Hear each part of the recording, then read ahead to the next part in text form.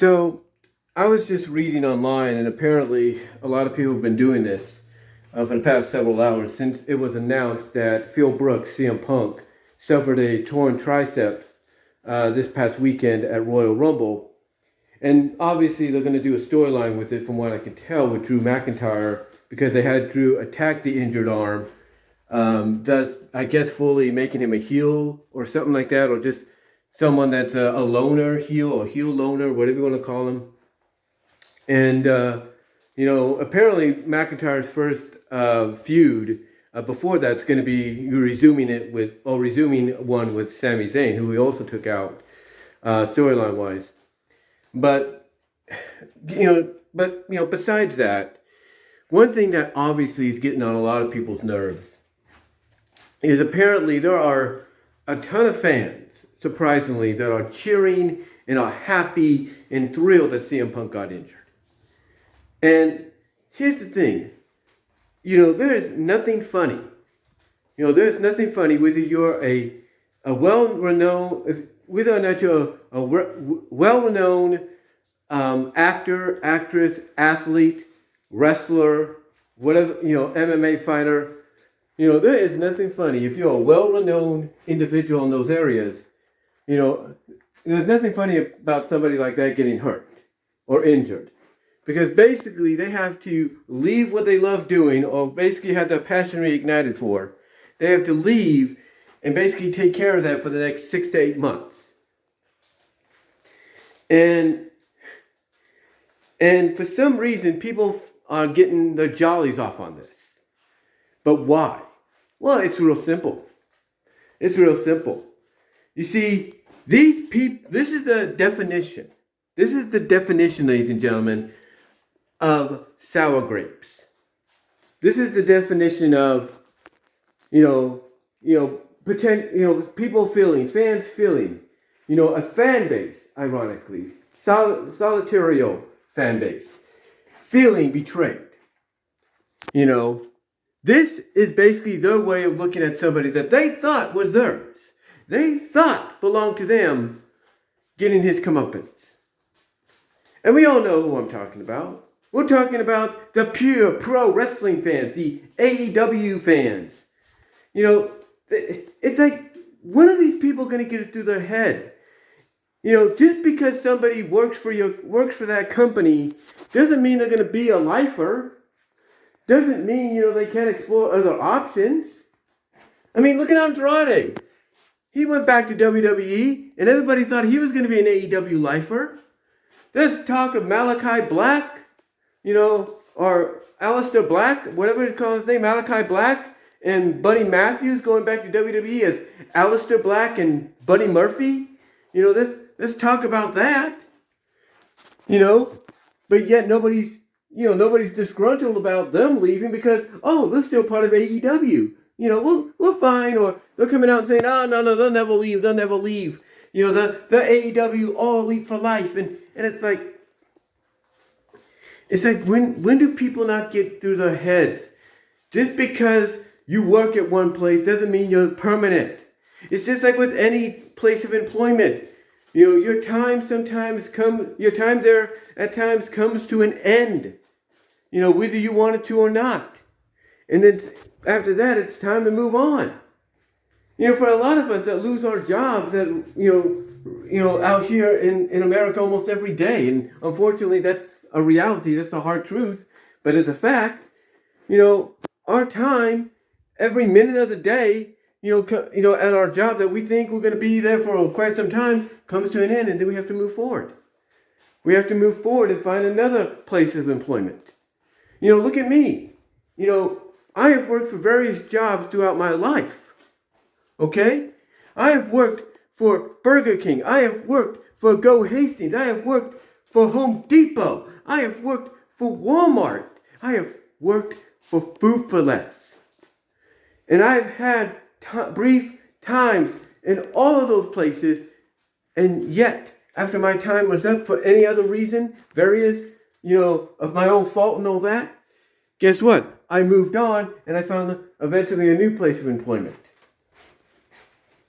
Even when I lived out in Lawrence, even when I lived in Oskaloosa, Kansas with my dad, from 94 to 2000, guess what? I made the decision, the opportunity opened up for me to move and be on my own. And guess what? I did. I moved on. I lived my own life. I had my own place.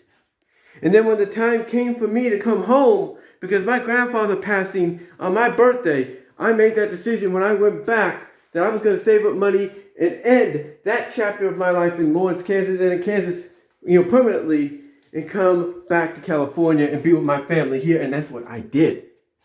It's always about moving on. It's always about, taking that next step. Just because, you work somewhere forever or you live somewhere for, quite some time or whatever the case may be, doesn't mean, just because you may work there and think, oh, you're going to work there forever. That's what I was trying to say. I'm just so caught up in this. It doesn't mean you're a permanent fixture. It doesn't. I mean, heck, if you want to look at it from a wrestling standpoint, look at Hulk Hogan. People thought Hulk Hogan was a WWE lifer, and guess what? He left. He left in 93. The following summer, he was in WCW. Take a look at Kurt Angle. Kurt Angle was in WWE from 99 to 2005, 2006, right? Or whatever the case may be. 2005? Oh, yeah, I think it was 2005. I think it was 2005, 2006, one of those years. No, 2006. It was 2006. People thought he was a lifer. Everybody thought Kurt Angle was a lifer. And guess what? He spent the next decade after that, in TNA. Impact Wrestling. Yeah. He did that. He went to Impact Wrestling, TNA. And spent about a decade or so there of his career. You get what I'm saying? Heck, look at Sting. If WCW hadn't gone out of business, Sting, everybody would assume would be a WCW lifer. Heck, when Sting went to TNA, which was the closest thing to a WCW-like, environment, people thought he'd be a TNA lifer. Guess what? He went to WWE. And after WWE, he's gone to AEW. When he went to WWE, does that mean he was going to be a lifer? No.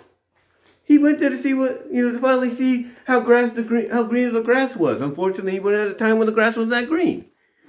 But you see what I'm saying? I mean, look at Chris Jericho. Jericho, was in WWE from 99 to what? 2017, 2018? And what did he do? He helped, lay the foundation for AEW in 2019. That's what he did.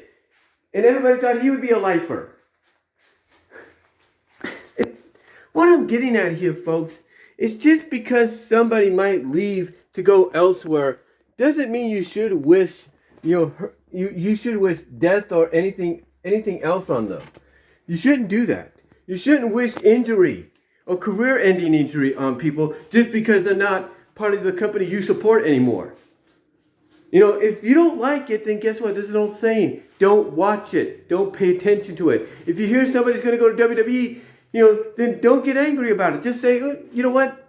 Just keep it to yourself. If you feel like they're a traitor, fine. But keep it to yourself. Don't wish for somebody to get injured because you're mad. And if that's the case, do the one thing a lot of us have suggested. Just come out and say, I'm an AEW guy or a pure pro wrestling guy and I hate WWE. Why don't you just say that? Why don't you just say that and be done with it? You know why you won't? Because you'd get a lot of flack. You won't do it because you'd get a lot of flack, and people would call you out for the fact that you will not admit that your company that you support right now, attendance-wise and viewership-wise, is not what it used to be anymore. That it's lost its spark. And I'll give it credit. It's trying to find that again, but it's going to take a long time to do so. It's going to take a lot of hard work. Look, in closing, I'm going to say this. Never wish injury on anybody because they left the company you support. If you're truly a fan of that person, just support them wherever they go. And if you don't want to support them anymore because they're no longer all elite, then that's fine. That's your decision. But don't wish anything like injury or death or anything like that on them, because that's pathetic. And that's all I'm going to say. Let me know what you guys think down below about people feeling this way about CM Punk being injured.